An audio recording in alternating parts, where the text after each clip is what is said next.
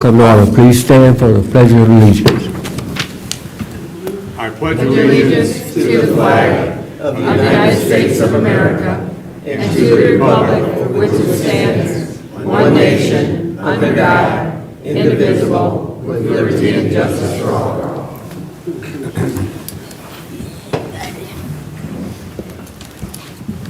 Good evening, honorable city council members, mayor, to our deputy clerk, chief of staff, city attorney,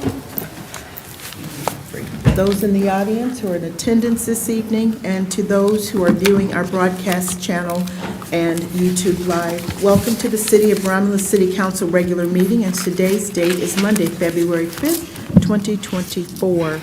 Members of the public wishing to participate in this meeting may do so under the public comment portion of the agenda. Please fill out a request to speak public comment card located on the table in the back of the chambers and hand it to our deputy clerk. And at this time, we will have roll call. Councilwoman Abdo. Here. Councilman Barden. Here. Councilwoman Roscoe. Here. Councilwoman Talley. Here. Councilman Wadsworth. Here. Councilwoman Williams. Here. And Councilman Wilson. Here. Mr. Chair, we have a quorum. Thank you. Tonight's council meeting agenda is as follows. Number 1, agenda. Number 2, minutes. 3, petitioner. 4, chairperson's report. 5, mayor's report. 6, clerk's report. 7, treasurer's report. 8, public comment. 9, unfinished business. 10, new business. 11, communication. And number 12, adjournment. And a motion will be in order to accept the regular council meeting agenda as presented. So moved to accept the regular council meeting agenda as presented. Support. It's been motioned by Ms. Talley, supported by Ms. Abdo, for approval of the agenda as presented. Ms. Talley? Yes. Ms. Abdo? Yes. Mr. Wilson? Yes. Mr. Wadsworth? Yes. Ms. Roscoe? Yes. Ms. Williams? Yes. Chair votes yes. The motion is approved. Number 2, minutes. For approval are the minutes from the regular meeting held on Monday, January 22nd, 2024 at 7:30 p.m. A motion will be in order to approve those minutes. Mr. Chairman, I'm going to move that we approve the council minutes from Monday, June the 22nd. January. I meant January. I know you did. Support. Thank It's been you. motioned by Mr. Wadsworth, supported by Ms. Abdo, for approval of the minutes from our regular meeting on Monday, January 22nd at 7:30 p.m. Mr. Wadsworth? Yes. Ms. Abdo? Yes. Ms. Williams? Yes. Ms. Talley? Yes. Ms. Roscoe? Yes. Mr. Wilson? Yes. Chair votes yes. Motion approved. Thank you, council. Agenda item 2B. For approval are the minutes from the special meeting study session held on Monday, January 22nd, 2024 at 6:15 p.m. to discuss the audit ending fiscal year June 30th, 2023. Mr. Chairman, I'm going to move that we approve the minutes from the special meeting that was held on Monday, January the 22nd, not June 22nd. Support.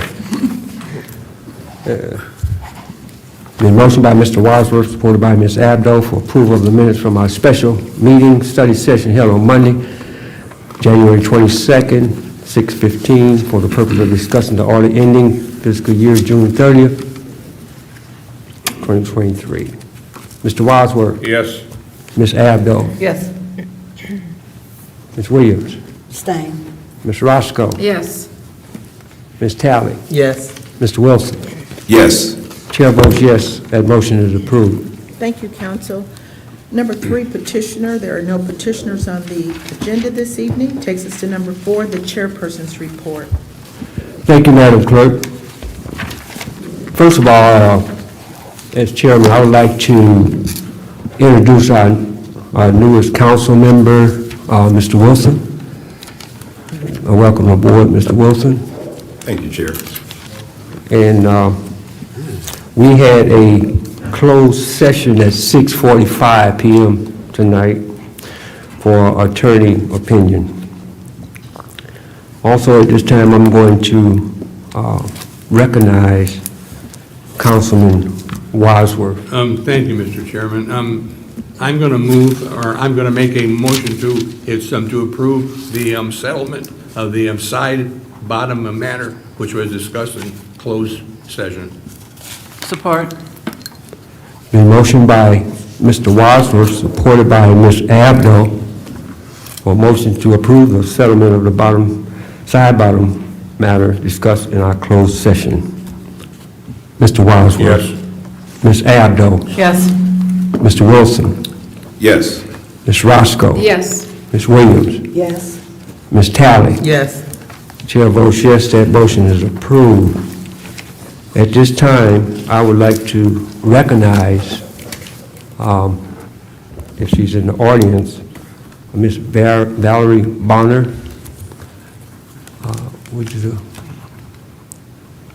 Thank you, and good evening to each of you honorable stakeholders for the City of Romulus. Thank you for allowing me this time. I am here to talk to you about a harm reduction program. We all practice harm reduction every day. When you put your seatbelt on, that's harm reduction. You know, because you don't want to crash into something, but you anticipate that you might. So you put your seatbelt on to be safe. But this form of harm reduction is a little different. This form of harm reduction is for people who use drugs. You have an ordinance on your book. It is ordinance number 19004 that indicates you have a paraphernalia ordinance, and if a state-sanctioned agency wants to operate a harm reduction program in your city, that's permissible. And I'm here tonight to ask for your permission for that state agency to be SOAR. What does it entail? SOAR has been around for 25 years. Our partners are Michigan Department of Health and Human Services HIV Division, Michigan Department of Health and Human Services Viral Hepatitis Division, Detroit Wayne Integrated Health Network, National Council on Mental Well-Being, and Outwayne Health Department. We went to the city of Inkster in 2021 because we were looking at our heat maps to show that the HIV rates, the hepatitis rates, and the overdose rates were off the charts. And we knew we had to do something about it that was unconventional. That process I will have my social worker and director of outreach talk to you about. But we went there with that concern. The city of Inkster heard our cry to save people, because when someone gets high, they shouldn't have to die. And when we think about overdose, I don't want you to just think about people who use drugs. My mother was sick recently, and she refused to take an opioid because she feared overdose, because she knew of an older woman who had knee replacement surgery that was given an opioid and overdosed, and Narcan saved her. So as a part of our program, we went to the city of Inkster, we talked to them about that. They granted us the authority to operate our harm reduction program in that city. We've been operating there for 3 years. After that, we looked at our heat map again, and it showed us Van Buren Township. So we went to Van Buren Township, and in your packets, you'll see the news article where we partnered with the police in Van Buren Township on this very program so that we could save lives and implement our harm reduction measures in that city. So why are we coming to Romulus? Well, in your packets, when you look at the data, and I gave you extensive data, but you're kind of third when it comes to HIV and hepatitis outbreaks. You're very highly concentrated on the heat map, which you have in your packet also. And there are some other things you might be interested in looking at that is taking place in the city. I don't want you to think that we're like the Mardi Gras and you know, throwing out the necklaces and we just riding around throwing syringes out the window. It's a very structured program. It is a very well put together program, and we work directly with our partners at the state level to create this program. Our primary goal is to save lives. We don't just meet them, we meet them where they are. We don't just give them clean supplies, we do a assessment. If they need mental health services, housing, and anything else, we talk to them about that. And I will bring Trisha up so she can talk a little bit more about that process. I want to introduce to you Ms. Trisha Duckworth. She is our community mobilization person for SOAR and a social worker. Good evening, everyone. Very thankful to be here before you to talk about our services. I want to kind of talk about our faith and harm reduction program, because as we believe that no one should be thrown away, and we follow the model of Christ when we are out, looking at everyone as if they are who they are, a whole person. In that program, because of the church's separation of church and state, we run our harm reduction program, and then an hour after the harm reduction program, we stick around to run the inspirational portion of the program, where we sing, we have prayer with people on the street. People actually come and sing songs with us as well and give testimonies. But it's just a way to offer empowerment and to offer inspiration for those who are suffering through substance use. The Faith and Harm Reduction Program also, we have visitors that have come in to be able to speak with folks, and again, this is very accepted with the individuals in Inkster that are on the street. Along with our Faith and Harm Reduction Program, we have what is called our Boots on the Ground program. It is a program that we're extremely excited about, because when it comes to those that use substances, they may not come to you. So our motto is that we go to them. So we have a van, we pull up in certain areas within the city of Inkster, which we have stationary areas, and so they're in partnership with stores and hotels and things of that nature. And we pull up, we offer Narcan, we offer condoms and other service works that we have. Again, this is so we can break the barriers of folks actually having to have transportation to come and utilize our services, and we bring them to them. As Valerie said, meeting people where they are is extremely important to run this program, and that is the mission of Boots on the Ground, to ensure that we can get as many services out to the community so we can keep folks safe. But if they want to enter into services through our Problem ID and Referral Program, we can refer them to mental health, we can refer them to treatment. But again, we understand that this is their decision, we respect them, and we meet them there. Thank you. Thank you. There's a registration process. This card that you have in front of your packet is the identification card that the participants in our program would receive once they're registered. We give them a unique identification number. It doesn't contain their full government information on the card. It's just so you can identify people who are really working with our program, because we see the same people week after week.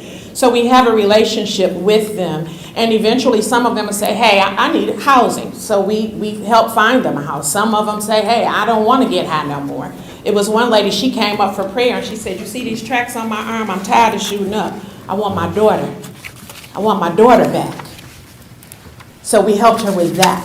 So this is more than just us hitting the street with the harm reduction works in conjunction with the state of Michigan. That's a part of it. But they are human beings. They're somebody's son, somebody's daughter, somebody's nephew, somebody's cousin. And I'm just asking you to find it in your heart for us. Again, nothing has to be done. The ordinance is already on your books for us to operate. We would just like to be that organization to work in conjunction with the city of Romulus to operate our harm reduction program. In this package, you also have our letters of support. You will see the relationships from the Michigan Department of Health and Human Services. There's a letter in there sanctioning the program and the relationship we have with them. There's a letter in there from Detroit Wayne Integrated Health Network with the relationship we have with them. So if there are any other questions, I know it was a lot and we're kind of running through it, but I would love to sit down with anyone who has additional questions. My card is in there with my phone number, but we're just asking you to help us save lives. Thank you. John? Thank you, Mr. Wadsworth. If I could, I want to compliment you on your presentation tonight, and I definitely agree that every person is important. Yeah. Thank you for what you do. Thank you, Mr. Wadsworth. Okay. Wadsworth, let me say Yes, that correctly. close enough. Thank you so much. It's just, it's very heavy work, but sure it's it is. very important work. We have lost participants where we served them. We lost a young lady at the Allen store. If only we could have left Narcan. We're looking at maybe vending machines or some type of mechanism where we can leave the Narcan on site, because when we're not there, what happens? And I just feel like if Narcan was on site at that store, that young lady would be alive. And I gotta just stop at that, because once you go to that funeral and you bury that person that you worked so hard to save. I have one more comment. I worked in law enforcement for 35 years, and a lot of it was in Western Wayne County. And back in my younger days, we didn't have anybody to turn to, with people on the street that had problems like that. Very few people. Salvation Army, and that was about it. Thank you for what you do. Thank you, I appreciate Okay. it. Now that I'm all choked up, I'll go sit down. Any other questions from anybody else? Yes, Yes, we Ms. Abdo. have something called the Romulus Drug Task Force. I'm on it. You don't recognize me? No, I don't. Have you What? reached out to Reverend Willis on this? Reverend Willis is one of our partners. Okay. And he has agreed to use the church as a site to start with the Faith and Harm Reduction Program and regular harm reduction services. Kathy? I didn't recognize your hair's different. Yeah, my hair is different. Okay, so. I'll give you that. Ms. Williams? Yes, and I would like to say thank you to the group that's actually taken time to help reach out, because after they closed, the state closed so many mental health facilities, things have been so out of whack, and you're talking about not just adults, kids. Kids need this. This need to also be in the schools, in churches. It need to be everywhere, because so many people feel like they have nowhere to turn. And so I commend you. I commend you for doing it, because it's like being a doctor or a nurse, And so thank you for even coming to our city and offering your services. It's an honor and a privilege. And you're right, when it comes to the children, we have children that are shooting up. Oh, yeah. Children who were formerly on Ritalin and those other behavior modification drugs, they shooting up. Oh, yeah. So it is affecting our kids. And we would love to have like an awareness campaign where we could do some things in school, because we have other programs that we do. We do life skills program, anti-bullying, violence prevention. We have a plethora of programs that we offer and services.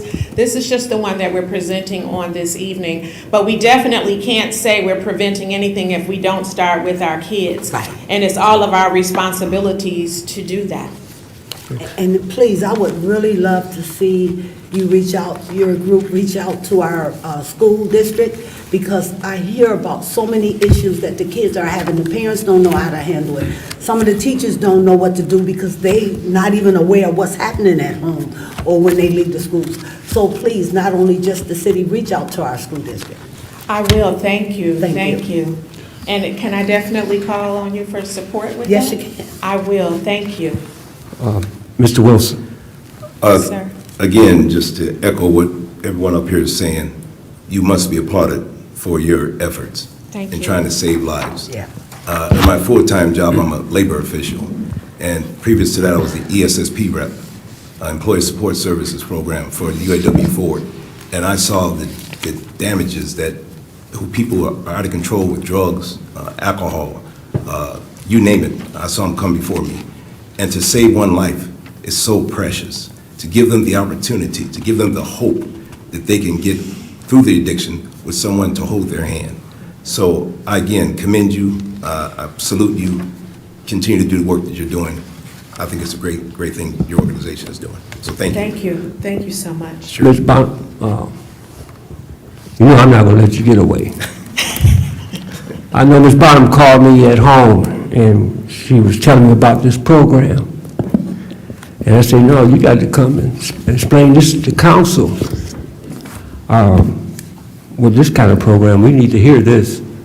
And I was glad that you came and you was giving me so much information. I said, hold it, you got to share this with us in the city of Romulus. I remember when I was on board, on the mental health board for 10 years at Wayne County. I was appointed on the mental health board, served 10 years, and I've seen a lot of things. And the program that you present is very, very useful in any community. And like my colleague said, we commend you and your group for what you do. And thanks again for coming to explain to City Council. Yes. It's been my pleasure, and I don't know if your chief of police is here, but we also can supply Narcan to your EMS. We get it directly from the state, so if you have any first responders or anyone like that that needs it, we definitely can do that, and there's a plethora of other things. So, I'm welcome to talk to anyone offline to give more information, do a presentation. If you go to our website, you can see a lot of the information on the website, some of the videos, especially with our Faith and Harm Reduction Program. We really take that street ministry seriously. We do try to feed them, give them backpacks. Some of them live in encampments and they're truly homeless. But let me correct myself, houseless, because they say that encampment is their home. Yes. So we must use proper vernacular when we're speaking of them. They are not prostitutes, they are sex workers. We must use proper vernacular when we're speaking of them. They are not drug users, they are our participants. Yes. Ms. Talley? Yeah, a quick question. I got the article here from the Belleville Independent that you guys approved, looks like the council approved the police partnership.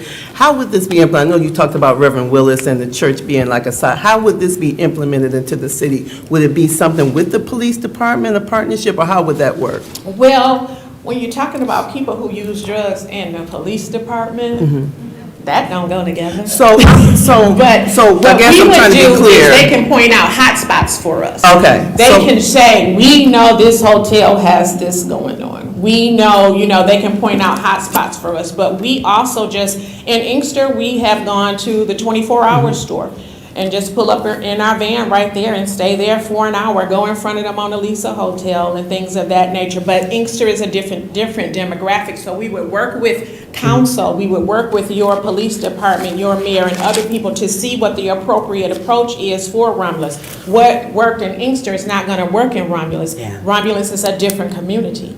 So we have to take a look at what that looks like and how that works. But Pastor Willis did offer us the opportunity to do faith and harm reduction there at the church. And so we would start there if this is permissible, and then work with you and any of your stakeholders to determine what else that looks like moving forward. Okay, and I'm just asking a question because we do have a lot of information here, so I'm trying to scan Yeah, everything that's okay. that I have, That's so I'm okay. just trying, so I don't know what this just said, approves police partnership, Yeah, so I they don't know what did. that And means. what that meant was, this was what the police partnership meant. That meant that if you get caught with drug paraphernalia and you don't have this ID card, you go into jail. That's the short version of that. Okay. Yeah, Oh, so okay. it's like, you have to be a registered participant and have this card. And then if we give you supplies or whatever, you got this card, you're good. Not used supplies, just clean supplies with the identification card. Other than that, Chief Bozzie say you're going to jail. So those are the rules that we follow. Gotcha. No, thank you for the clarification. Ms. Roscoe? You have anything? Okay. Thank you very much for coming. This is a lot of good information, and we desperately need this Yes. everywhere. Chair? Yes, Mr. Wilson. Just a parting question. Romulus, I noticed on your statistical chart here, Romulus is at 74 incidents, Yes. and I look at Taylor at 135, and it's Detroit 61. So this is pretty interesting. I'm glad you brought it before me because I had no idea. Yes. And these are obviously the incidents that have been reported? Yes. Not the Those ones are that- the ones that's only been reported through EMS and the emergency response So center where we it can could be access the conceivably higher, data. obviously. It's even higher. Sure, Yeah. it probably is higher, right? Yes.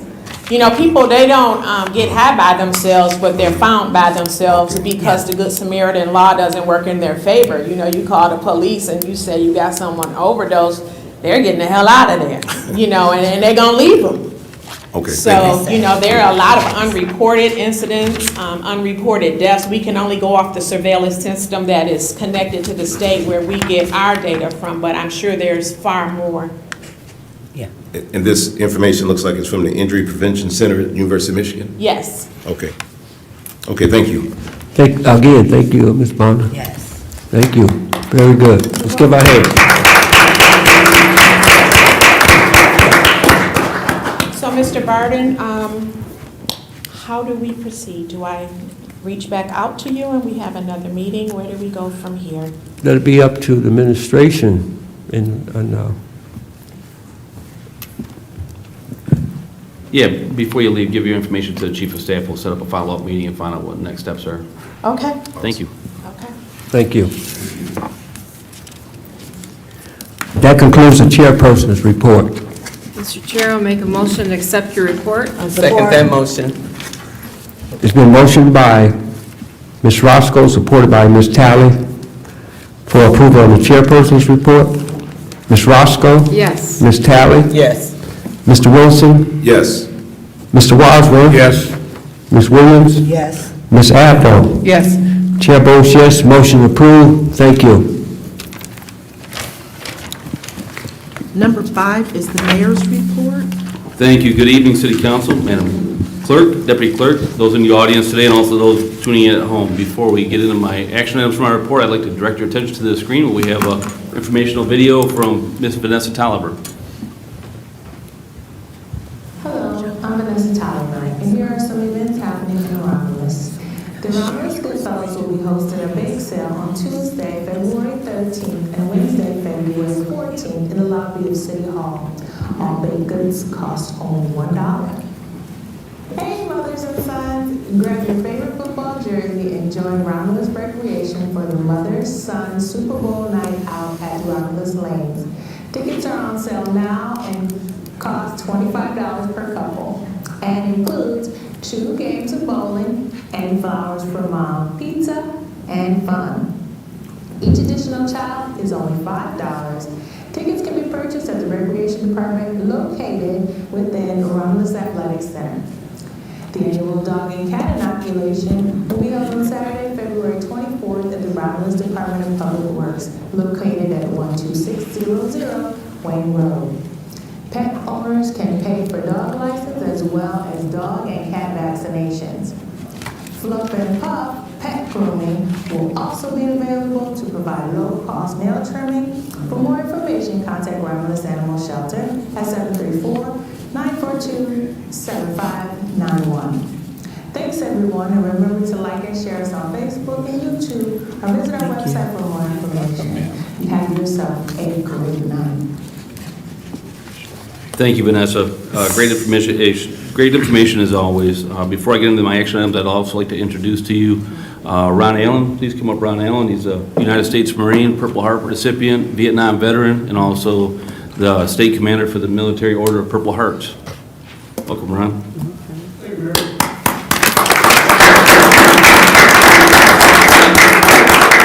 Let's hear the City Council. I'm going to read this a little bit, give you an insight of what the Purple Heart, how it's all started, and who were the famous people that received Purple Hearts before they went into their acting and so forth. General George Washington created the badge, the Military America, in 1782, which actually was just a piece of purple cloth that trimmed in white. Since General George Washington created the Purple Heart Medal, according to the National Purple Heart Hall of Honor, more than 1.8 million recipients of the Purple Heart. Now that recipients have been updated to 2.1 million because of the extra wars and the conflicts that we've been in right now, as reflected in the 3 brave soldiers that we lost a few days ago.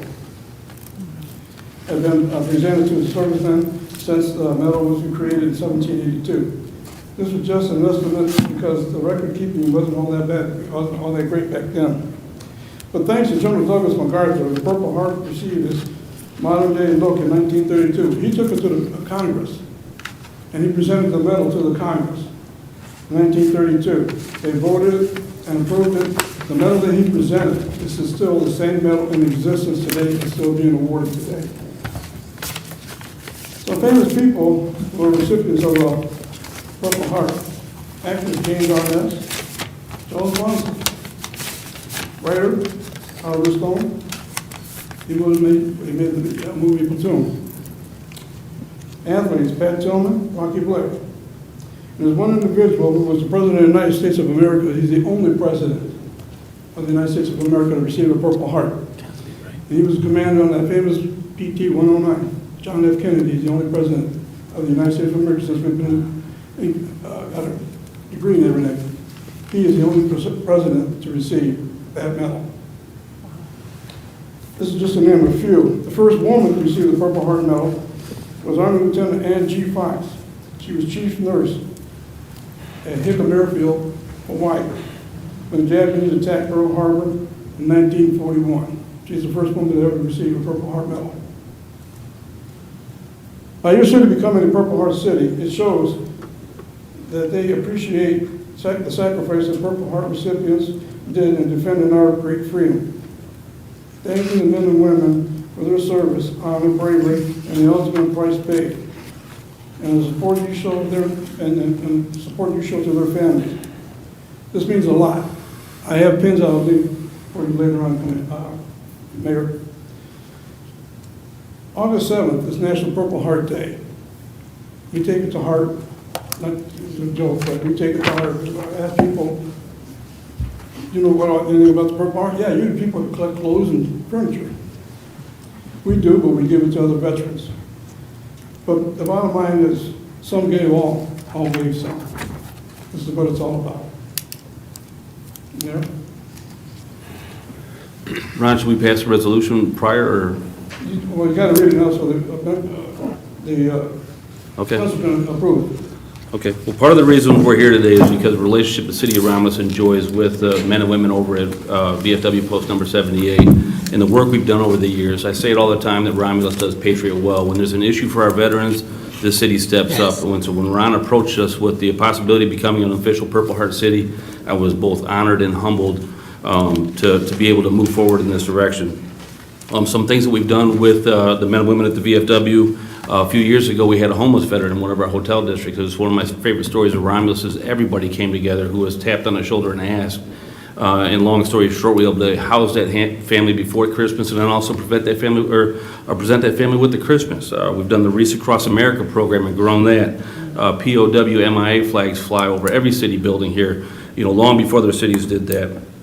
We have veterans reserved parking spaces in front of all of our city buildings. So we do hold those who have served our country and picked up a gun and manned a post in a high regard. And so we thought it was very fitting and like I said, very humbled to move forward with this. So that being said, I'm going to request council pass a resolution. And I would concur with the recommendation of legal counsel and respectfully request council authorize the mayor and clerk to adopt the attached proclamation, the city of Romulus become a Purple Heart community.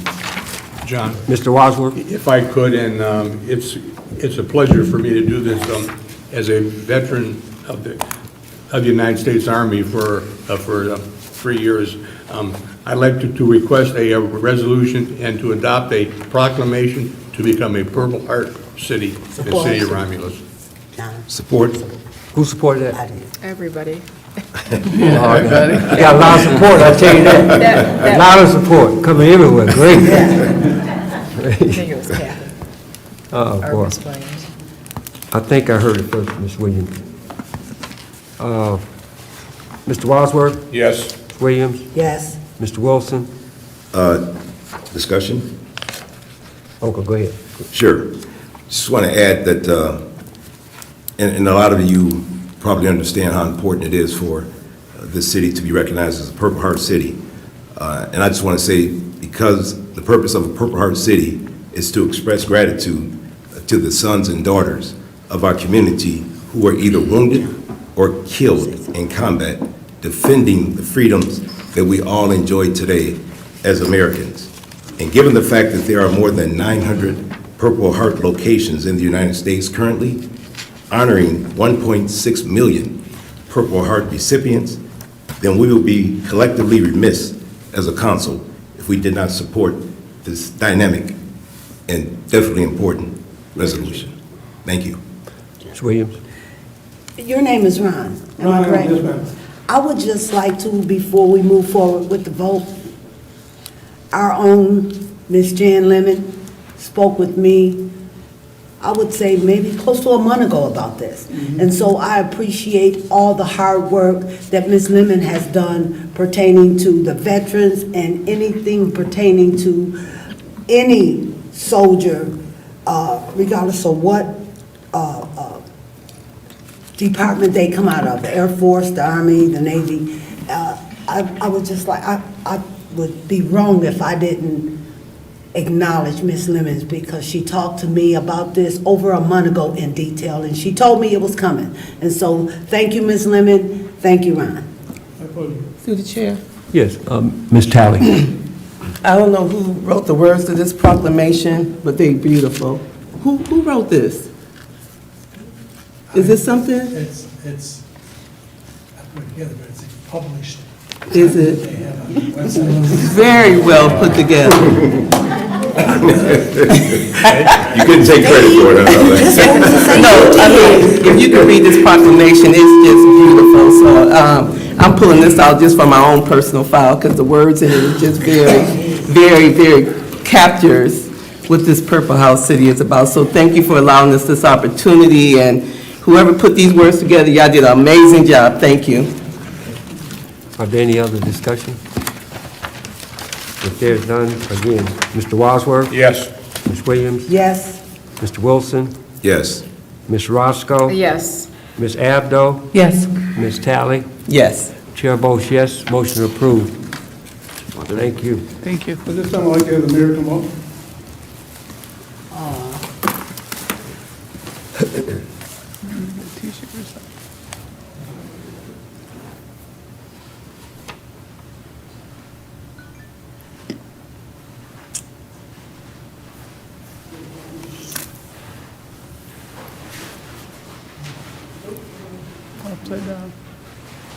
This will be your new. Wow. All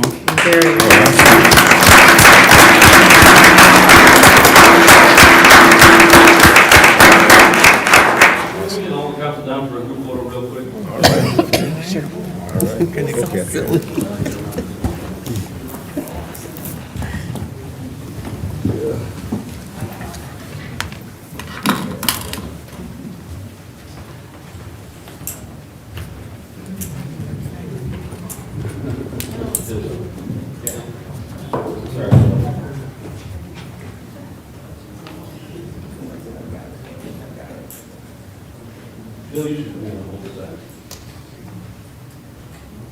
This isn't a war entry, I gotta do it here.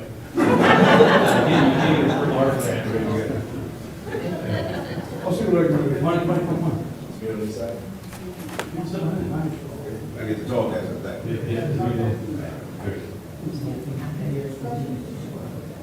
All right, everybody ready? Look this way. And again, one more time.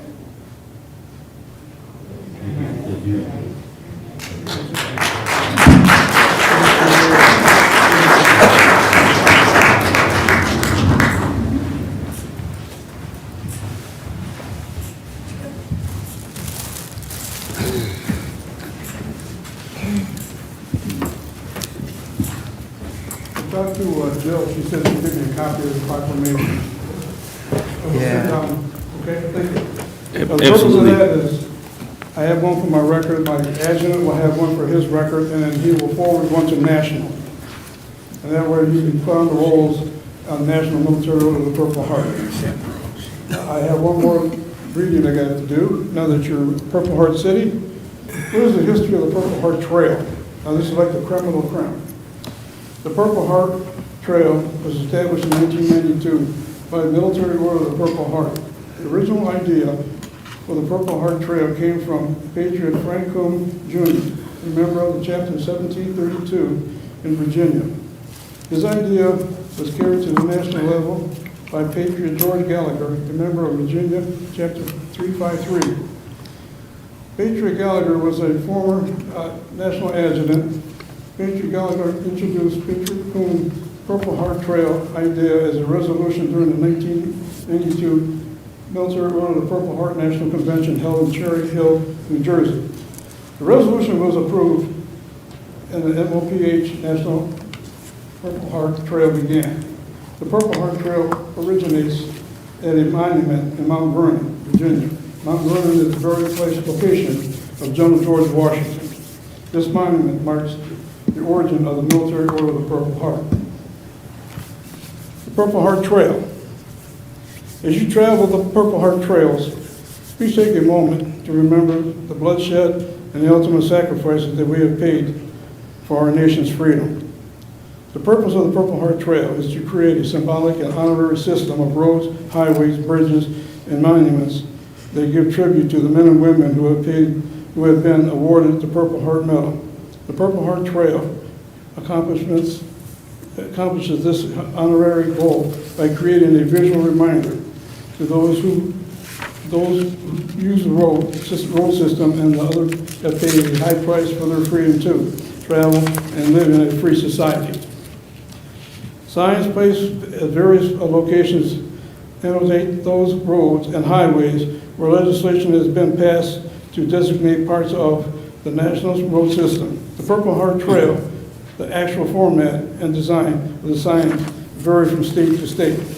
They are currently designed in sections in 45 states, as well as one. Thank you, Mayor. Thank you, City Council. Thank you. Thank you. Thank you. Thank you. Congratulations. Thank you.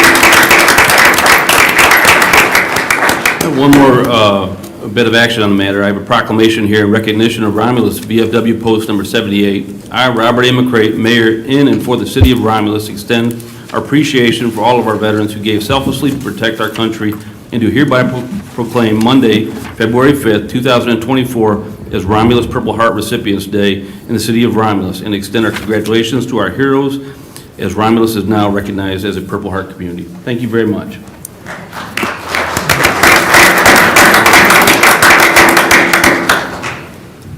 You know, a couple other things, I'd be remiss if I didn't mention that we did well with the VFW Post. We've done numerous closing and food drives for the Veteran Shelter downtown Detroit for homeless veterans.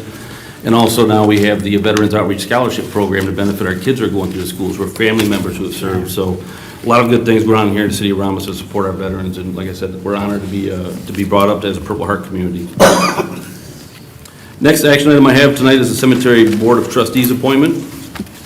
I concur with the recommendation of Alan Craig Bragg, the city clerk, and respectfully request City Council concur to appoint Rita Hampton to the Cemetery Board of Trustees with a term to expire November 1st, 2028. Through the chair, Yes, Ms. Talley. I'd like to make that motion to concur with the administration to appoint Rita Hampton to the Cemetery Board of Trustees with a term to expire November 1st, 2028. And I do have a question.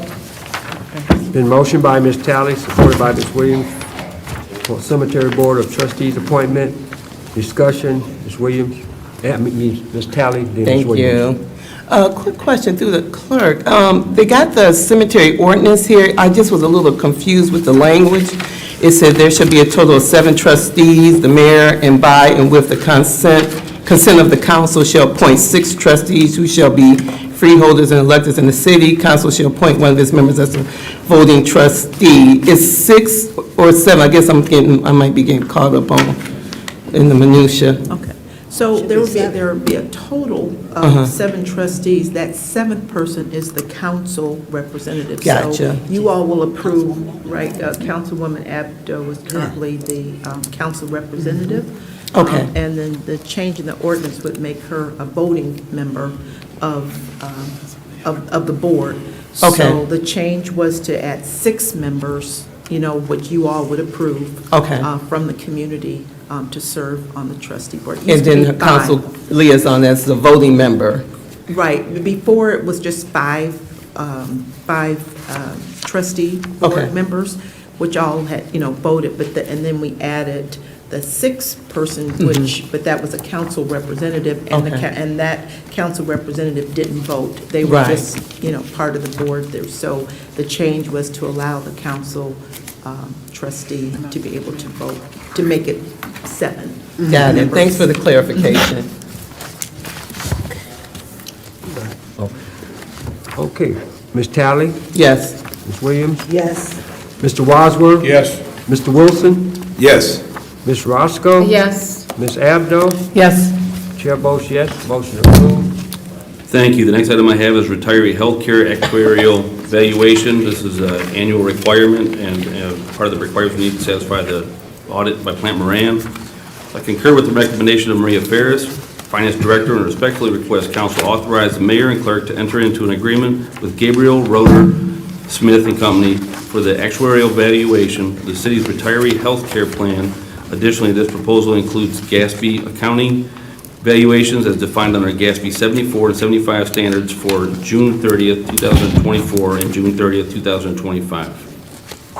Through the chair, Ms. Talley? I'd like to make that motion to concur with the administration and authorize the mayor and clerk to enter into an agreement with Gabriel Roeder Smith and Company for actuarial valuation to determine the city retirement's health care plan. And I have a question. Support. It's been motioned by Ms. Talley, supported by Ms. Roscoe, for retirement health care actuary evaluation. Ms. Talley? Yeah, quick question, Mayor. So we did a change to our health care, was it back last year? I think we did some kind of change.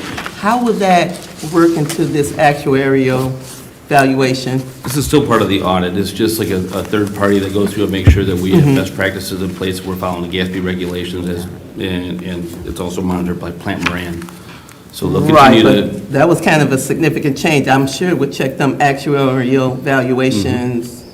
Okay, just kind of see how that would impact it. So can we get a report out when they get done? Yeah, I'm not sure what impact it would have on it. Okay. Undoubtedly a positive one because we Yeah, saved the city. that's what I'm- yeah. But I can get some kind of information from you for Okay, finance. thank you. Yes, through the chair. Mayor, is it any changes from last year? From the last fiscal year? Not at this time. That's what the audit is for. They're going to go through it and make sure that we have Okay. best practices and we're still in place. We're following the GASB recommendations. And do we use them every year? I'm not for sure what we did last year. We use Every them 2 years. year? Every 2 years, yes. And so what is their normal charge that they charge us because nothing is in here? Or is that a part of our contract that we have with them? It is? Thank you. It's part of their contract. I don't have the total in front of me, though. Well, through the chair, that's a good question because we didn't put down what we're asking for them to do. It's left blank. So what are we going to be requesting from them? It's on the last.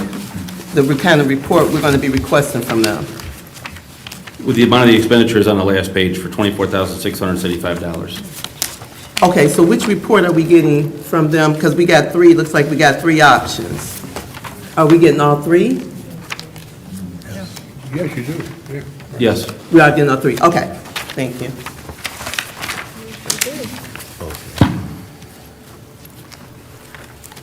Yep. Brother Chair. Yes. Ms. Wilson? Yes. I'm somewhat confounded. I believe that my colleagues, Virginia Williams and Tina Talley, sort of indicated what my question was, but whenever I see something that describes valuation, obviously that means a charge. So I just want to make sure, because obviously we're tasked with being the overseers of the budget for the city, to make sure any superfluous expenditures are exposed before the public and before this body. So with that being said, $24,675, is that what you indicated, Brother Mayor? Yes. And that speaks to the sole source, pressure, monitoring, equipment, installation, and training for Fire 1 and Fire 2? No, I think you're on a different report. I'm sorry, maybe I might be looking at, I believe the information regarding the fire stations is for the next action. okay, I'm sorry, I'm a little bit ahead of myself, but just to kind of retract, retiree healthcare actuarial evaluation. Again, I don't know if I heard it, maybe I missed it. Is there a cost to that? There is a cost. Yes, that's the 24,000. I'm sorry. Okay, so I'm sort of, So, I'm sorry, those numbers, I Perplexed. apologize for the confusion, those numbers are pretty close. Sure. That one is the $24,675.00. and that is for what, Mr. Mayor? That's for the actuarial study. Okay, so the notes I'm reading here said this is the sole source, pressure monitoring equipment, Fire 1 and 2? Wait a minute, hang on a second. I'm reading something that's here before me in my packet. That's the next one for the capital outlay for machinery and equipment. Okay, so you keep saying it's the same amount of dollars? Is that what we're saying here? Because it seems to be a little conflict here, obviously. Just trying to, for clarification purposes. No, I apologize, that was my confusion. So the study was attached to that last copy, this, the price was rather. So the actuarial study, I don't have the final price for that one right now. But that's a requirement by GASB to go through and make sure we have best practices for our retiree health care insurance. Okay, but, so there's no cost at this point in time that we can reveal to the audience? Right, I can have that for you at next council meeting. Okay, so I guess in essence, before we actually maybe vote on something that's as significant as this, wouldn't it behoove us to have the actual monetary? Yeah, I'm not sure why that wasn't included for you. It's in there, and this is a requirement by GASB and through Plant Moran as part of the audit. Okay. John? So, Ms. Weezy, then, Excuse me, Mayor, on page 29, consulting fees, are those the charges, the 17,800, the 10,500, and the 10,500? Hang on, what page are you talking about? I'm sorry. Page 29 It's in the middle of the 55. packet. Yep, Yeah. no, I found it, you're right, it's in the middle of the packet. All right. Through the chair, that's why I was asking, what Yes, that is services are we funny. getting? Are we getting them all? Because then that would be like $37,000 or $38,000. Which services are we getting is what was my question. All three. All three? That's all three. Okay. So the first service, and just for clarification, and that's where I had something stapled wrong over here in my packet, but for clarification, the first portion is 17,800, second portion is 10,500, third portion is 10,500. Okay. So all three services. Thank you. thank you. Are there any other discussion? Hearing none, roll call vote. Ms. Talley, Yes. Ms. Roscoe, Yes. Ms. Williams, Yes, Ms. Abdo, Yes. Mr. Wilson, Yes, thank you. Mr. Wadsworth. Yes, yes. Chair votes yes, that motion is approved. Thank you, and apologize once again for the confusion. The next item we have is sole source UIS SCADA pressure monitoring, equipment installation and training for Fire 1 and Fire 2. Not to be confused with fire services, this equipment will be located at Fire Stations 1 and Fire Station 2. It's pressure monitoring system, it's an additional tool for Roberto to be able to monitor the system and our water distribution system and the pressures inside there. So I concur with the recommendation of Roberto Scapitici, the Director of Public Works, and Gary Harris, Purchasing Director, respectfully request City Council authorize sole source purchase of one Motorola ACE 3600 RTU with the accessories and one new pressure transmitter to be installed at both Fire Station 1 and Fire Station 2 with training for City of Romulus staff for a total cost of $24,675 from UIS SCADA under the terms of sole source purchase exemption in the section 39-11, subsection D, subsection 1C-1, the City of Romulus purchasing ordinance. Through the chair, Ms. Talley, I'd like to make that motion to concur with the administration and authorize the sole source purchase of one Motorola ACE 3600 RTU with accessories and one new pressure transmitter to be installed at both Fire Station 1 and Fire Station 2 with training for the City of Romulus staff for a total cost of $24,675 from USI SCADA. And I do have a question. Support. been motioned by Ms. Talley, supported by Mr. Wilson for sole source USI SCADA pressure monitoring equipment installation and training for Fire 1 and Fire 2 station. Ms. Talley. So quick question. So I understand we're doing this at Fire Station 1 and 2. What were we doing before this? How was we monitoring this before? Oh, I'm sorry, Roberto. Roberto. Yeah. Yeah, no problem. We actually didn't have the technology up in that region of the city. That's kind of come through fruition with some of the experience we had in the past year with some of the main breaks. Okay. Where we could isolate where our boil waters would happen, but we couldn't in other areas of the city.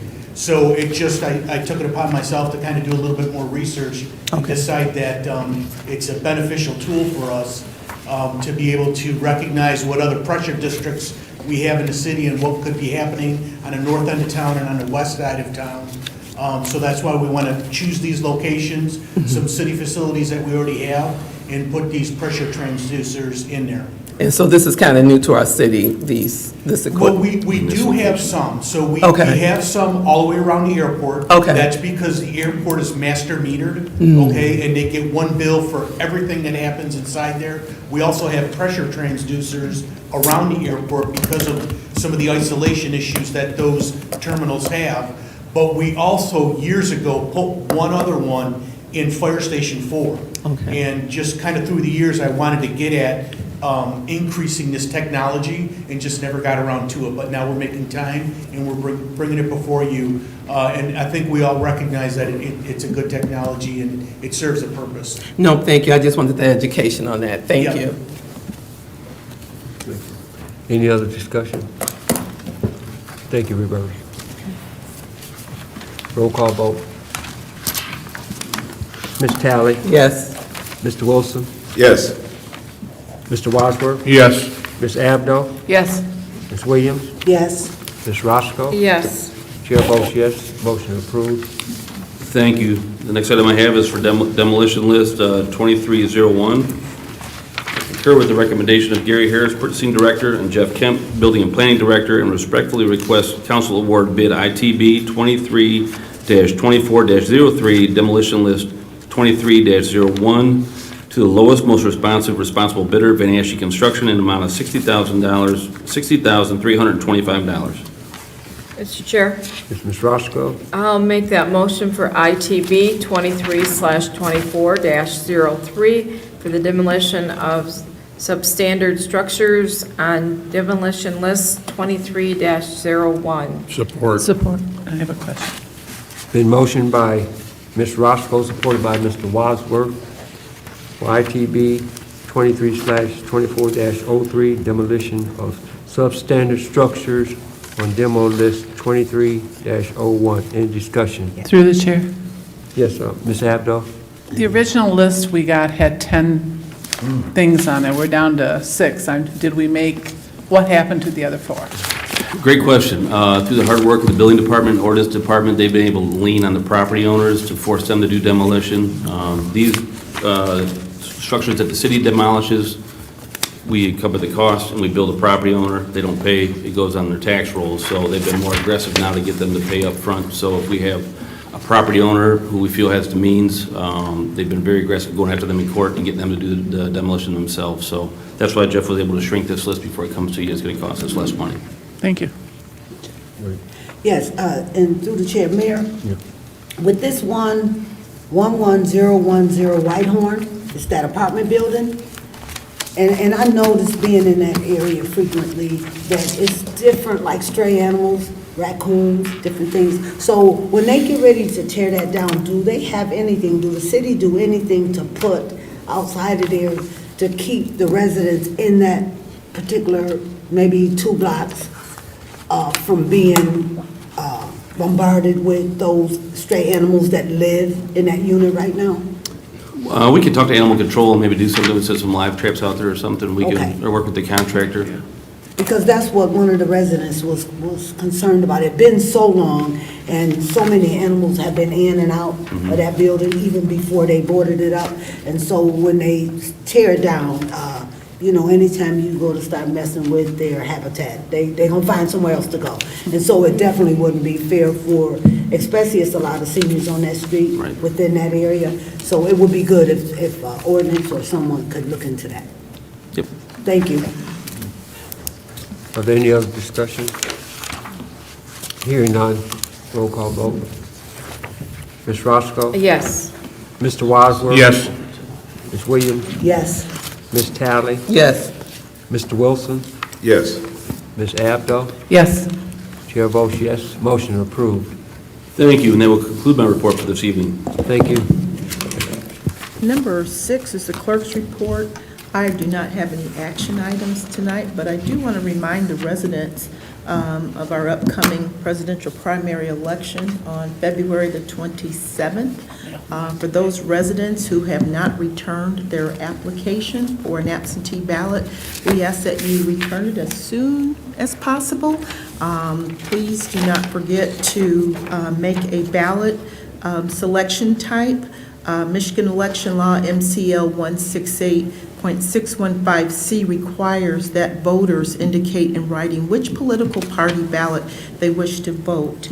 Voters may select a Republican, Democrat, or no-party declaration ballot type, and this requirement only applies to the presidential primary elections. So that we can get your ballot to you on time, please return your applications to vote. If you have already received your absentee ballot, and if you plan on mailing it back, please be sure to sign the envelope. We are receiving some ballots back in there without signatures, so we really need you to sign. If you forget to sign, we will reach out to you. But those are just some reminders for the upcoming election. And with that, Mr. Chair, that concludes my report, unless someone has questions. Yes. Can you please share, because I'm getting a lot of calls, and I'm sure some of the other council members are, of that proposal. Can you kind of give like update on what that proposal is about? Because people are trying to figure out, what is this about? So The proposal that's on the ballot. I'm trying to figure it out too. I mean, we're talking about proposal 2 from 2022. For the city. Oh, for the city. That proposal is just to reduce the number of council meetings per month from 3 to 2 meetings a month. That's all. It's just a charter amendment to reduce the number of meetings per month. And that's pretty much it. So it's up to the voters to decide if that's what they would like for our city. All right, I'm sorry, Councilman Williams, when you said proposal, mostly our questions are coming from proposal 22-2, the election laws. So, but yeah, that's what we have. All right. And with that, if there are no more questions from council, that concludes the clerk's report. Thank you, Madam Clerk. All right, takes us to our city treasurer is not here this evening and for tonight's meeting, and that takes us to number 8, public comment. And this is the portion of the agenda for those who are in the audience and who would like to address City Council. The rules to address City Council can be found on the back of your meeting agenda. If you would like to address the City Council, please raise your hand, and after being acknowledged by the chairperson, approach the podium, and we ask that you please state your name. Please note that members of the public who submitted a public comment card will be called upon first. You will have 3 minutes to speak, and any additional time will be upon the consent of the chairperson. We do not have any written requests, Mr. Chair, at this time. From the audience, I think I've seen your hand first, and then Ms. Lemon second. And then Mr. Miller third.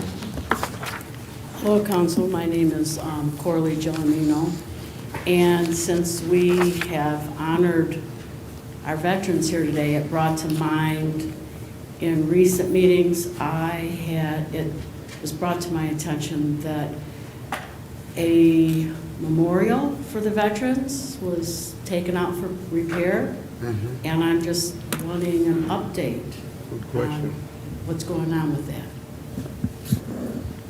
All right, great question. We've been working with contractors. We put it out to bid. The problem is we couldn't get any contractors to bid on the reinstallation of it. So we have the funding set aside for it. We're trying to, right now our purchasing department is looking under every stone, reaching out to every contractor. We've even liaised with the bricklayers union too to see who they have, and I think we have some leads there. So they're still working on it, but the goal is to have that reinstalled this year. But at the end of the day, we let bid and nobody bid on the work, and there was so much work, contractors did not want to do the work. What one contractor would do, they didn't like other portions of it. So our purchasing department's been pretty creative to try to cobble it together to have a few different contractors do the work that they specialize in to make sure it's a quality job and it's there for years. So we're making sure we do it right, so. And does that mean that you had the repair done, but nobody to install it, or you're waiting to give both jobs to one contractor? Well, the repairs will happen when it's reinstalled. So the repairs that were needed were really from just, the years and the weather and the deterioration. So they had to remove it when they built the new court building, and the site is going to be just immediately north of it, right by the approach here, but they'll do the reinstall and modify it and make a better foundation underneath it just to make sure we don't have issues in the future with it. Okay, thank you. You're welcome. Thank you. Ms. Lemon?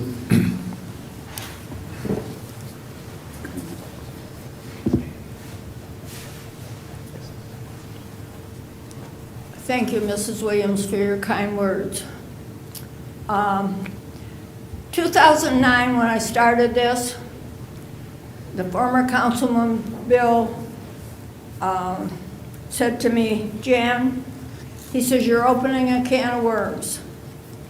Well, sometimes you have to bite the bullet, you have to go forward, and look what has progressed from it. The mayor has helped me tremendous. Yes. We could not have done this without community effort. Yes. These servicemen, these veterans, have been there long before I ever started, long before the city thought about it. They were in there every holiday, making sure the flags were in order, taken care of. So this was a community project that I think turned out wonderful. Yes. As a family of veterans, I am so proud of that flag. Yes. And I hope that Ron, he's the head of all of Michigan, and he's just gonna go from city to city until all of Michigan can fly that flag. And I'm just so proud of it.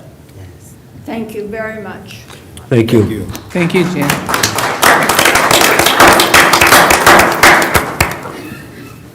Mr. Miller?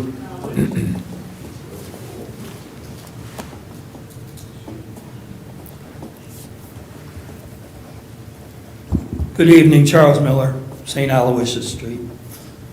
You know, I got up early during the coldest part of this last month. Real still in the morning, yet there was a breeze coming out of the east. And what did I smell 2 days was jet fuel. And that prompted me to get curious about the quality of the air in the city around us. So I started investigating the incidences of not only cancer, but many types of breathing diseases. So I went and took a ride around the airport.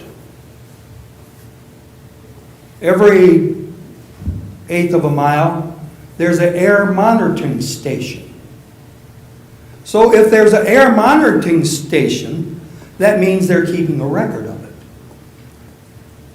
When we see the impact that it has upon the population living around an airport, it is substantial.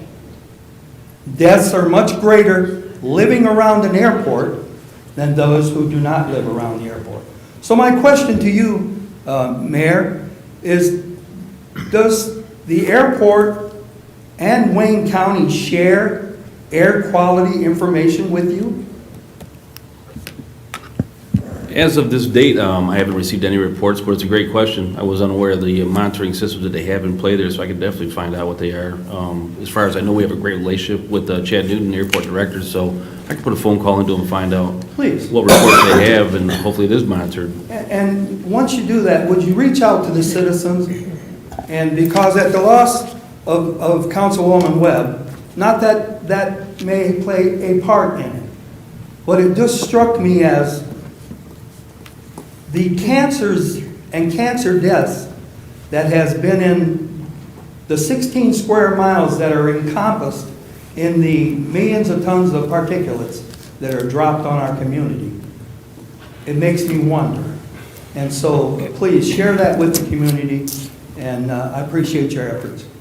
Nope, it's a good point, and I'll look into it and whatever information I can find out from Wayne County or the airport. And I could probably even reach out to the state, some other branches at state level, and find out what they have there to make sure. EPA, I'm sure, has something. Yeah. I know Eagle's heavily regulated too, so there should be the data or the information out there. I mean, we lost my mom to cancer, and she lived around Romulus her whole life, and she never smoked, never drank, never did any of those things, and so you never know. So I'll be happy to look into it. Thank you. Thank you, sir. John? Thank you. John, if I can just expand on what Mr. Miller's talking about. Working in the airport, I've lost a lot of friends that I've worked with because of cancer. One of the biggest ones, and I can think of 5 people, brain tumors, that worked in the airport, and he makes a lot of sense what you're talking about. So if I could, through the chair? Yes, Mr. Wilson. Yes, thank you, Brother Miller, for that commentary. Very, very important indeed.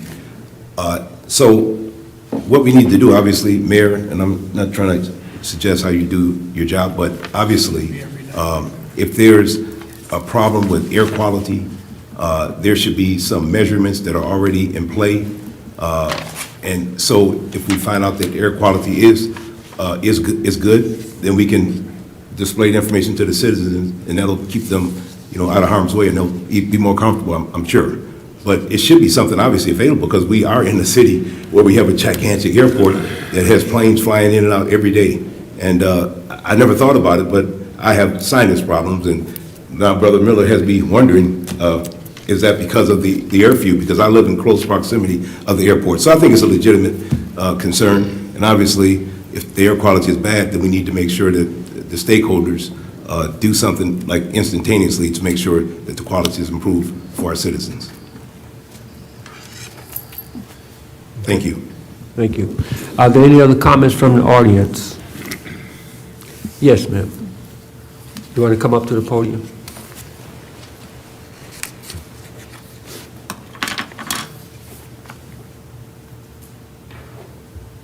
My name is Linda Cross, and I had brought up a concern about 2 months ago about Middlebelt Road, and about having like a bike trail going down that road. There's no sidewalk, it's just street and then dirt and then bushes. Like going from Pennsylvania Road all the way down to Goddard. There isn't any place to walk, and it's dangerous. The kids ride bikes down that street, and they walk. And they go back and forth to that gas station on Eureka Road, and they go to blocks. And it's dangerous down there. And I was wondering if they ever did anything or plan to do anything about putting a trail down that street. And the other concern was for the bus. Is there a place for the people to sit up under a shelter while they're waiting on the bus to come down Middlebelt? That's what my concern was. Thank you. Thank you. Are there any other comments from the audience? If not, Madam Clerk, we'll close that part out. Thank you, Mr. Chair. Takes us to number 9, unfinished business. Chair? Yes. Quick question. I mean, she says she's come here before. Have we spoken? Oh, okay. Thank you. No, that's okay. John? Go ahead, Mr. Under unfinished business? Yes, Mr. Wadsworth. This is really old business. Mayor, Inkster Road between Wick all the way to Ecorse is horrible. It really needs, we need to complain to Wayne County about it. Yeah, we have, we received numerous complaints on that one. We actually drove it ourselves. There's a few areas, but yeah, they were doing some paving work out there today as well. I got a few calls, and I went and Yeah, it's arrived bad. about a week ago. It's horrible. Okay, fine. Thank you. It's bad. Thank you. To the chair, under Yeah. unfinished business, this is the items that we're talking about. So right now, we do have the new Smart Bus Route 280, and Director Kraus is working with them to put in a couple bus stops and some shelters on some of those sites. As far as the sidewalk on Middlebelt Road, yeah, that is needed. It's a you see the cow path out there, but that's a county road, so it's all about funding and what we can do with the funding. So we'll keep petitioning and keep asking for them. But also, as those properties are developed, and we continue to have growth in that area, once those are developed and built out, they'll be installing sidewalks that's required in the ordinance. So we'll keep working on that. It is definitely need though.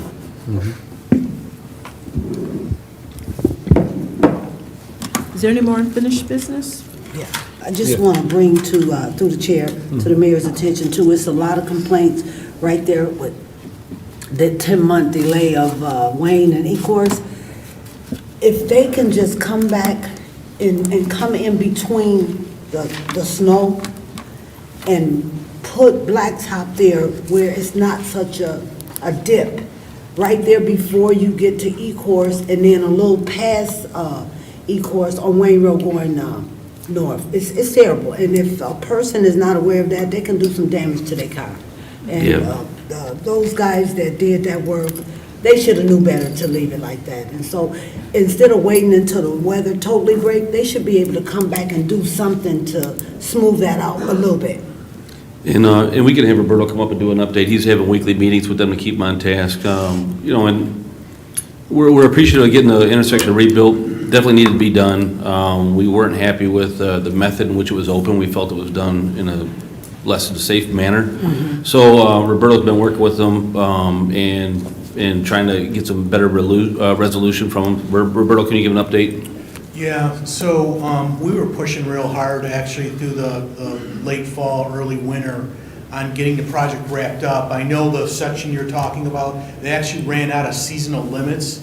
So this is a state contract, and the state won't allow them to pave that asphalt unless the temperatures are 40 degrees and rising, and we haven't had that. I mean, now we're gonna have a good week here, you know, next week or whatnot. But they put that cold patch in there. It wasn't sufficient. We got on them again. We kind of reached out to Wayne County and said, listen, you know, we know you're having a hard time corralling this contractor, but the site can't be left the way it is. He came out and ramped it up a little bit better, but there still is a bump there. We'll see what we can do with the contractor in Wayne County to see how soon they can come back out, but I know the big question to the contractor is going to be is who's paying for it if the state isn't allowing it to happen. So, you know, we're kind of got a little bit of handcuffs on ourselves on what we're able to do, but as a whole, the water main work will be starting on the north end on E-course in about a month. So we're hoping that this will all be wrapped up by mid-May. And who's responsible, because like on Wayne Road heading south before you get to the exit entrance to go into Avalon Metal subdivision, that part of that concrete is damaged, and it wasn't like that before. So are those contractors with those big heavy-duty trucks, are they responsible for the repairs? Well, so not necessarily, okay? So the Wayne Road sustained a lot of you know, damage from construction. And we're putting Wayne County and the contractor and MDOT on notice that we want, if you'll notice at the Avalon subdivision, I had new poles put up, communication lines, because the semis were knocking them down, you know, it was laying on the ground. Now they finished up. The one thing I asked for was for all the restoration, all the mud ruts and all that stuff to be smoothed out and you know, grassed up and everything. We did ask Wayne County to take it upon themselves to resurface, and this is one of the mayor's initiatives as well, to resurface Wayne Road, basically from, you know, Goddard all the way back up to E-course and then beyond to Van Born. They're in the midst of deciding what they can do, what they can apply for, can they handle it internally themselves? So they are on notice about the condition of the road. Okay, that's great, because it's actually, they fixed one part, and even like that turning lane, who designed that? Because they purchased that alert glass. Yes. And then they made like a small one lane to go east on the E-course, and then now you got all that terrible design. I mean, for 10 months that we waited for that road to open back up, and that's what we got. Yeah, you know, here's what I'll say. Wayne County offered us an interim solution to the stacking problems at that intersection. And all along, Wayne County has been, and we know this, that intersection has to expand to 5 lanes in every single direction. There is a lot more property acquisition that needs to happen, and a lot more dollars that need to be spent. You know, be spent, exactly, to purchase all those properties to expand out that right-of-way. The right-of-way ends right where the curb line is. Yeah. So, you know, hopefully this offers up some sort of relief to our residents, this interim project that we knew it was going to be. But I'm hopeful at seeing what the slip lane, how quick that'll transfer vehicles onto E-course. I'm thinking it'll do its job, but we won't know until it starts to stack up. But also at E-course, at Wayne Road and E-course, as if you're heading south, that pole is like right there at the edge of the curve. It's not gonna stay up there long with people making a sharp turn. So they need to move that pole back. It's like they put the curve right up against the pole. If you get, a matter of fact, on my way home, I'll take a picture and I'll send it to your phone. I mean, it's like right there. We know it's right of way. There's, the county doesn't have any more right of way, and the city wasn't in the position to spend any more money. You know, it really is a county problem, but we stepped in for the sake of our residents to try and administer as much as we could. But, you know, it's a funding issue too. Yeah, but that's a pretty dangerous situation that's been left, because it wasn't like that before they started working on the road. Yeah. And it's like they took enough of the road, but they put that curve right, almost right up against that pole. So, yeah, probably have to put in some complaints to Wayne County. They spending a lot of money in every other city. They need to spend more in ours. Absolutely. Well, Thank you. through the chair, and it's a great point. You know, they are taking their ideas for how they spend their road funding this year, and my administration's been all over it with Roberto and submittals. Whatever contact city council might have with the county, by all means, make the phone calls and be appreciative, because that road needs to be milled and recapped. And on the intersection, there is a phase 2. We know that there's only some relief for the turning lane to go eastbound on the E-course, but there's more on the west side of the road too, and they wanted to have that done at the same time. And with the condition of that intersection, we couldn't wait. We had to move through and do something now. So there's additional intersection reconfiguration that'll happen in the future. Yeah. But that was so bad at that intersection that it had to happen now, so we couldn't wait, and we couldn't let them, off the hook. So, like I said, grateful that the way they did it, not happy with the way they've opened it, not happy with the length it took. In fact, Roberto it's another one where he's had another contractor squeeze so hard he was thrown off the job. So we'll continue to work on it as much as we can, and make sure they do a quality job that's going to last for a long time. And some of these frustrations you see with construction are the same that we have, so we have limited jurisdiction and authority on it. But by all means, any context city council has with their counterparts at the county, by all means, call them and tell them we'd love to see Wayne Road just milled and capped. To me, it's a low-hanging, they could just do that for us right now. Well, I can truly tell you, Mayor, the residents of Avalon Meadows is very grateful for the traffic being detoured back to where it should originally be. So they're more than happy. So thank you again. Is there any more unfinished business from council? Just through the chair, just a Yeah. quick question. I'm sorry, brother, what's your name? Roberto. Roberto, just a quick question.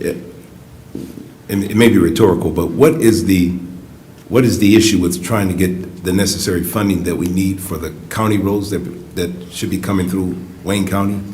I mean, it seems like, with the issues that we have with some of our roads, and I know we have a Wayne County Commissioner here in District 11, Al Haydes. Yes. Has his office been informed? Because I'm in contact with him like pretty regularly, so is there, prior to getting this position, so is there any contact that we're having with him or even the Wayne County executive about our need? The mayor, my office, we're in constant communication with Al Haydes in Wayne County.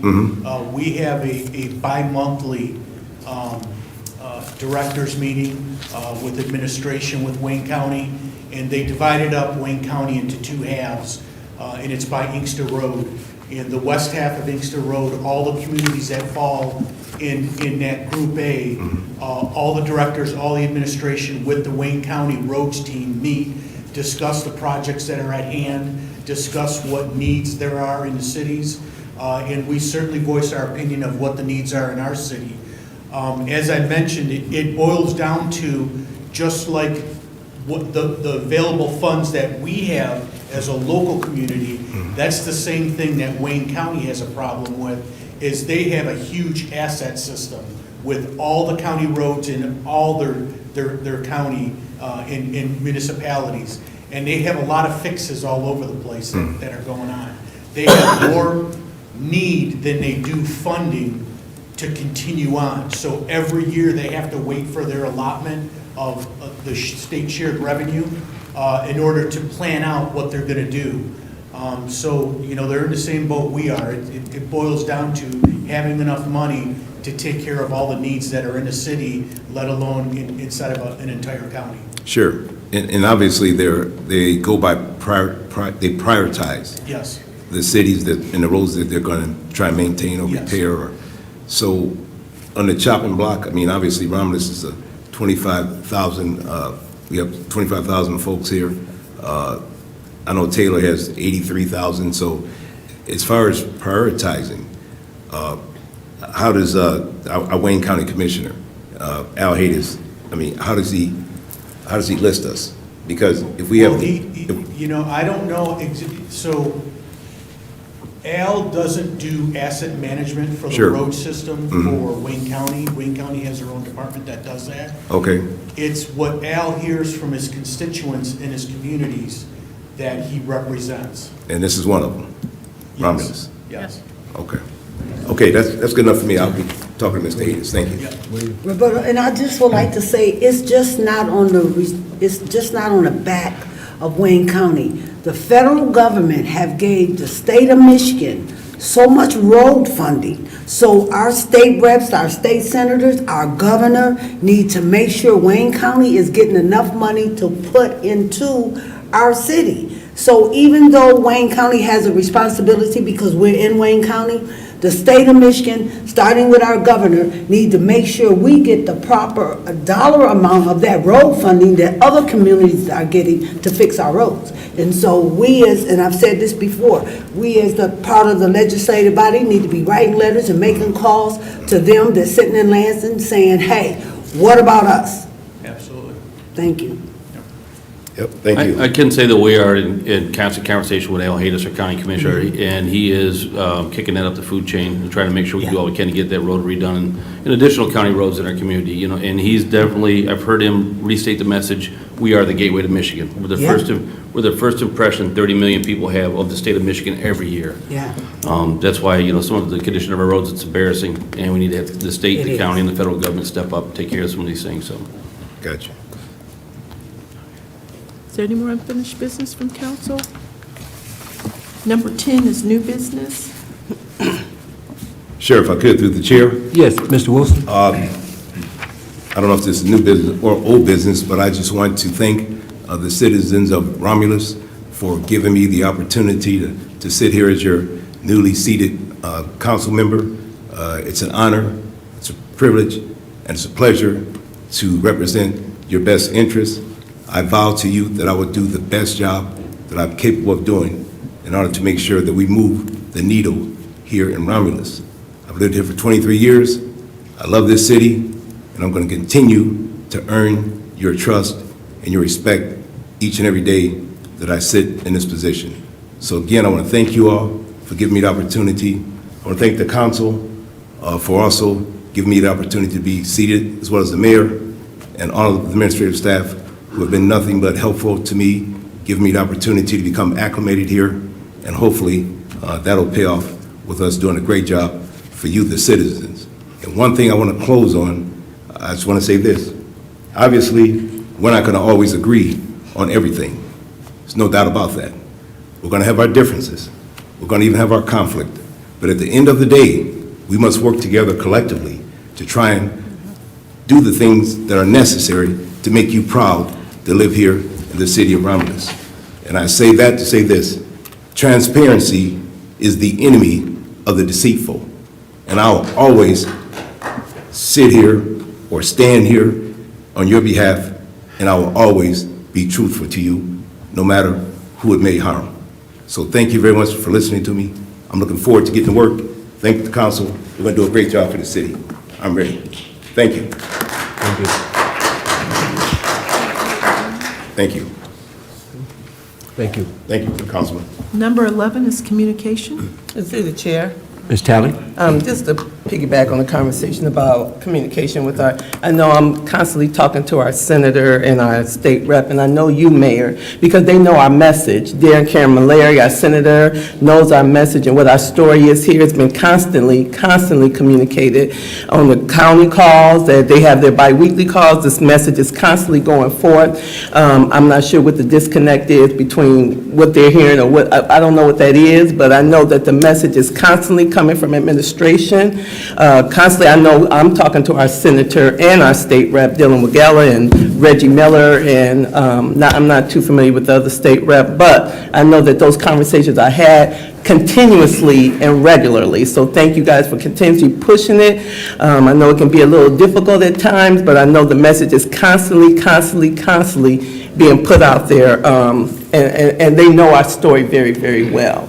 And then on that note, I just want to just kind of put out there, we had, just take notice of our school district, y'all. We need to take notice of our school district. There was a meet and greet before we had our meeting this evening, and it was just a really great event. Our superintendent's over there doing a lot of good work over there. The meet and greet was for new personnel that he's added to his staff. So we just want to support our schools, part what they're doing. I forgot what the vision was. Do you remember what his vision is over there? I can't remember what he was, but he's had an awesome vision. Really, to sum it up, was more about accountability. And Yeah. raise it, the same as we're trying to do in the city of Romulus, raise that bar. Yeah. That level of expectation. So I think they're doing a great job over there. Yeah, great job. So just stay tuned to our, keep abreast of our school district. They're doing great work over there. Might be a little uncomfortable at times, but sometimes it's got to be uncomfortable to get to the work and get to a good result. So I want to thank Ben and the school board over there for the work they're doing, and go Eagles. And then just to piggyback, Vanessa did a couple of announcements for the rec department.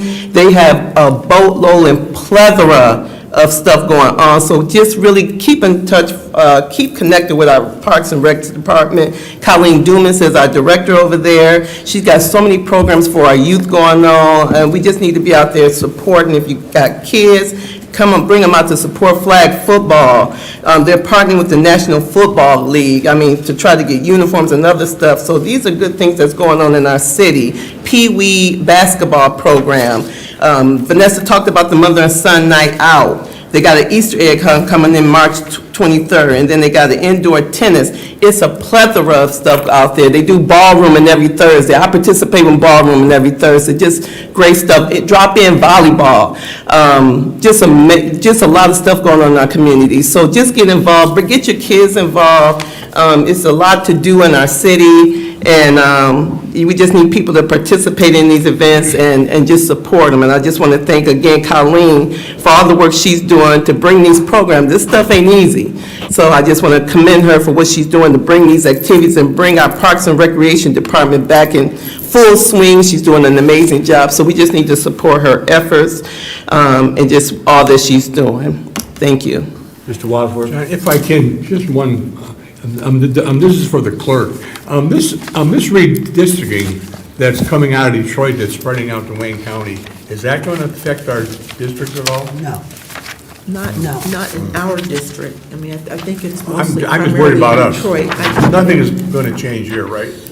No. Okay, fine. That was my... And I can say that because I'm one of the plaintiffs on that lawsuit where we won to go and redraw the maps.